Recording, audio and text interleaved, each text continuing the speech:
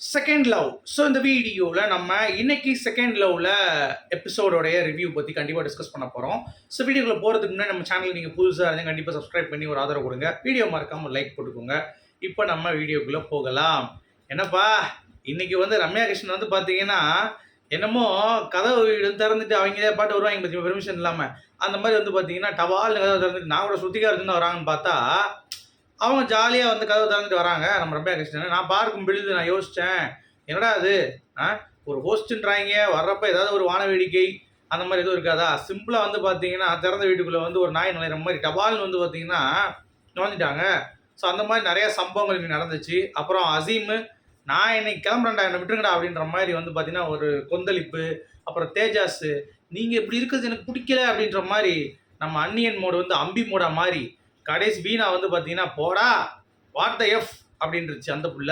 இந்த மாதிரி ஏகப்பட்ட விஷயங்கள் வந்து நடந்துச்சுங்க. ஸோ அதெல்லாம் ஒன்று ஒன்றா பார்க்க போகிறோம். ஸோ ஓப்பன் பண்ணால் நம்ம பிரியங்கா அப்புறம் வந்து மோனிஷா இவங்க எல்லாரும் உட்காந்து பேசிகிட்டு இருக்காங்க. ஸோ பேசும்போது உண்மையான காதல் அப்படிங்கிறது என்ன, அதாவது நம்ம ஒருத்தவங்க லவ் பண்ணுறோம் அப்படின்னா நம்ம அவங்களுக்குள்ளேயே விழுந்துருவோம். எப்படி நம்ம அவங்க தான் ரொம்ப ஹார்டஸ்ட் மேன் அப்படின்ற மாதிரி இருப்பாங்க. ஆனால் பசங்க வந்து அப்படி இருக்க மாட்டாங்க, எல்லாருக்கிட்டையும் பேசுவாங்க அப்படின்ற மாதிரி பிரியங்கா வந்து பேச, ஆமாம் நானும் அப்படி தான் வந்து ஃபீல் பண்ணுறேன் அப்படின்ற மாதிரி பக்கத்தில் இருக்கவங்க சொல்கிறாங்க வீணா. ஓகே, அப்படி பேசிகிட்டு இருக்கும் பொழுது அந்த சைடு வந்து பார்த்திங்கன்னா மோனிஷா வந்து எம்பா நீங்கள் இப்படிலாம் பண்ணுங்க, நான் அப்படிலாம் கிடையாது, நான் அவன் என்னை ஏதாவது பண்ணிடுவான்ற மாதிரியே தான் பழக போகிறேன் அப்படின்ற மாதிரி, அதாவது அவங்களுக்கு ஏற்கனவே நடந்த கசப்பான அனுபவங்களை வைத்து மோனிஷா வந்து பார்த்திங்கன்னா அப்படி ஃபீல் பண்ணுறாங்க. ஆனால் இவங்க ரெண்டு பேரும் வந்து லவ் பண்ணால் ஜென்யூனாக லவ் பண்ணணும் அப்படின்ற மாதிரி சொல்கிறாங்க. நாங்கள் பார்க்க தானே போகிறோம், நாங்கள் எதுக்கு உட்காந்து பார்த்துட்டு இருக்கோம் அந்த ஷோ அப்படின்ற மாதிரி. இன்னொரு பக்கம் கட் பண்ணால் அந்த சைடு வந்து நம்ம தேஜஸும் பசங்க எல்லாம் பேசிகிட்டு இருக்காங்க.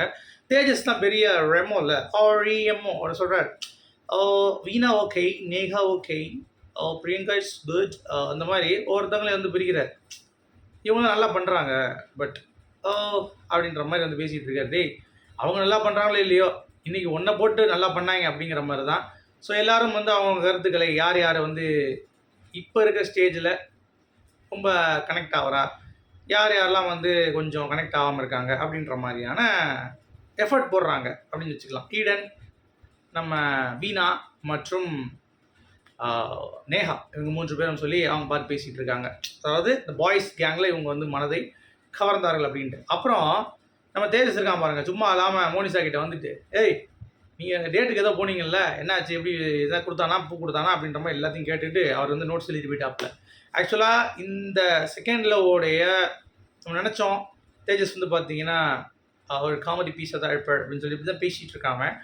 ஆனால் அந்த பைபிளில் எல்லாத்தையும் அப்சர்வ் பண்ணலாம், அவனுக்கு திமிங்கலம் பேர் வச்சுருக்காங்க அசீம் குரூப்லாம் சேர்ந்து.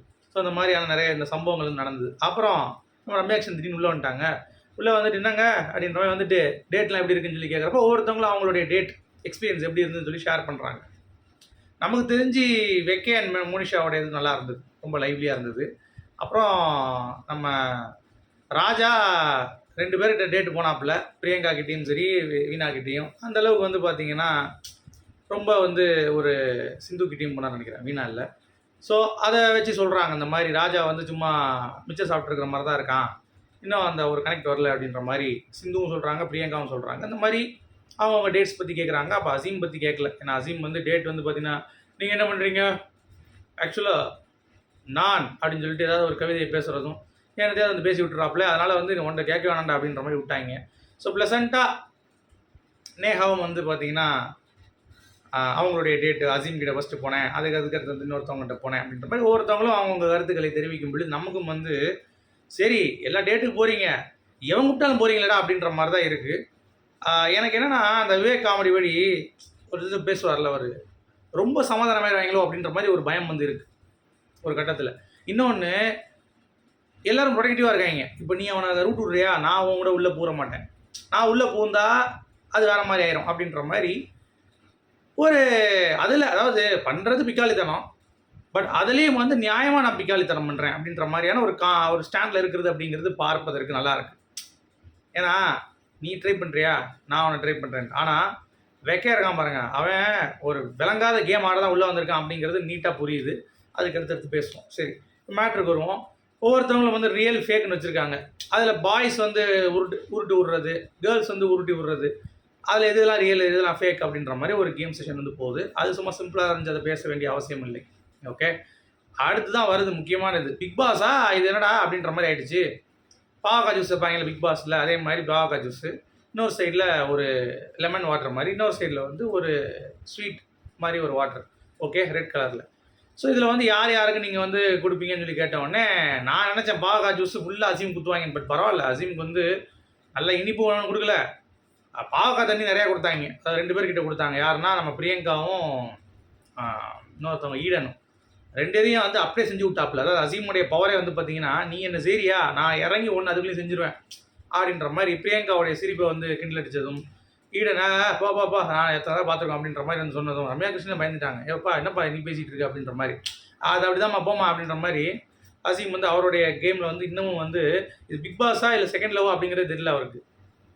நம்ம இங்கே லவ் பண்ண வந்திருக்கோம் அசீம், கொஞ்சம் கம்மி பண்ணுங்க அப்படின்ற மாதிரி எல்லாரும் வந்து பார்த்தீங்கன்னா பேச வேண்டியிருக்கு. ஸோ அந்த லெவலுக்கு வந்து பார்த்தீங்கன்னா அசீம் வந்து அவருடைய கேரக்டராக தான் இருக்கார் அப்படிங்கிறது தான். இதில் மேபி இருக்குல்ல, அதில் வந்து தேஜஸ்க்கு நிறைய பேர் வந்து கொடுக்குறாங்க. நம்ம அன்னியனுக்கு சாரி ரெமோக்கு அன்னியன்ன்றேன், நீங்கள் நல்லா பழகணும் அப்படின்னு சொல்லிட்டு. ஸ்வீட் அதிகமாக வாங்கினது வந்து பார்த்தீங்கன்னா நம்ம வெக்கே. ஆனால் வெக்கே எங்கேயும் ஒரு கேம் ஆட்டான். மோனிஷாவுக்கு வந்து ஸ்வீட் கொடுக்கல, அங்கே வந்து ஒரு கேம் ஆட்டு இட்ஸ் மை கேம் அப்படின்றான். மோனிஷா அதை பார்த்துருச்சு. ஏய் மோனிஷாலாம் வந்து பார்த்தோன்னா அரண்மனைக்கு இல்லை அவன் புருஷன் உட்காந்துருப்பான் சேரில் தெரியுமா, அதை வச்சுக்கிட்டே அவள் வந்து பார்த்தீங்கன்னா விண்வெளிக்கிட்ட போயிட்டு வந்துட்டாடா. அப்படிப்பட்ட கேரக்டர் நீங்களாம் யார் டம்மி பீஸ் வைக்க அப்படின்ற மாதிரி அவங்களுடைய பிளான் இனிமேல் தான் நான் பார்க்க போகிறேன் அப்படின்ற மாதிரி நமக்கு வந்து தோணுச்சு. ஸோ வெயிட் பண்ணி பார்க்கலாம். ஓகே, என்னையா அரண்மனை சீரியல் பற்றிலாம் பேசுகிறேன்றீங்களா? நான் மோனிஷா நடிச்ச சீரியல் பார்த்துருக்கேங்க, அதனால் சொல்கிறேன். நான் கொஞ்ச நாள் ரிவ்யூ பண்ணிகிட்டு இருந்தேன், அது இங்கே என்ன கொடுமை அப்படின்ற மாதிரி என்னுடைய சோகதை உங்களுக்கு எப்படி சொல்கிறது அப்படிங்கிற மாதிரி இருக்குது. அடுத்து நம்ம பிரியங்காவை நிறைய பேர் வச்சு செஞ்சுட்டாங்க. அதுவும் ஏபிஐடி அப்புறம் வந்து தினேஷ் எல்லாம் கலாய்ச்சிட்டாங்க. ஏம்மா நீ வந்து இங்கே எதுக்குன்னு பாய் செட் ஆக மாட்டாங்கன்னொடனே இங்கே 6 பேருக்குள்ள ஒன்று செட் ஆகலைன்னா இப்போ விண்வெளிக்கு போ அப்படின்ற மாதிரி ஓப்பனாக கலாய்ச்சி விட்டாங்க. கதற அதே மாதிரி நேஹா வந்து நான் தேஜஸ்க்கு இன்னொரு வாய்ப்பு கொடுக்குறேன் அப்படின்னு சொல்லிட்டு அவங்களும் வந்து கொடுத்தது. மோனிஷா என்னதான் நீ கொடுத்தாலும்டா நான் உனக்கு தானே கொடுப்பேன் வைக்க, நீ என் ரெக்க அப்படின்ற மாதிரி வந்து அந்த சைடு வந்து கொடுத்துட்டு, ஸோ இதெல்லாம் வந்து கொஞ்சம் போச்சு. அடுத்து ரம்யா கிருஷ்ணன் வந்து வாங்கப்பா எல்லாம் சேர்ந்து உட்காருன்னு சொல்லிட்டு ஏதோ இந்த ஒரு ஸ்பைஸ் பாக்ஸ் கொடுத்தாங்களா அதை பற்றி கேட்குறாங்க. அதை பற்றி ஏதோ பேசிகிட்டு இருக்கும் பொழுது தேஜஸ்க்கு வந்து கோவம் வந்துடுது. அதாவது நம்ம வீணாவும் தினேஷும் பழகிறது ஒட்டி எனக்கு அப்படி இருக்குது அப்படின்றான். அப்படி தான்டா என்னடா பண்ணுவேன் அப்படின்ற மாதிரி அவங்க வந்து பிக் பாஸ் மாதிரி ஆரம்பிச்சிட்டாங்க. இன்னொரு பக்கம் ஹூ ஆர் யூ அப்படின்ட்டான் அசீம். நீ யார் இப்படி கோமாளி அப்படின்ற மாதிரி சொன்னா ஈடன் வந்து ஏய் என்னடா நான் எங்கே பாரு நான் பேசுவேன் இல்லை வாக் அவுட் பண்ணிடுவேன் அவ்வளோதான், மேம் கிட்ட பேசுவேன், 2 ஆப்ஷன் தான் அப்படின்ற மாதிரி என்ன நடந்துன்னு தெரில. அது நாளைக்கு பார்த்துட்டு சொல்கிறேன். ஆனால் அசீமை டியூன் பண்ணி விட்டாங்க. அதாவது இந்த இதில் வந்து நம்ம ஒருத்தவங்க எஃபர்ட் போட்டு நம்ம ட்ரை பண்ணாலும் அவங்க நமக்கு உண்மையாக இருப்பாங்களா அப்படிங்கிறது தெரியாது. அவன் நம்மளோட எதிரிகிட்ட போய் லவ் பண்ணுறேன் இல்லை வந்து ஃபில் பண்ணுறேன் போய் பண்ணோம்னா நமக்கு காண்டாயிடும். ஸோ நம்ம வந்து தூக்கி போட்டு மிதிப்போம். அப்போ அசீமாக உள்ள கேரக்டர் வந்து அனுப்பினோம்னா அவர் எப்படி கதகளி ஆடுவார் அப்படிங்கிறது எல்லாத்துக்குமே தெரியும்.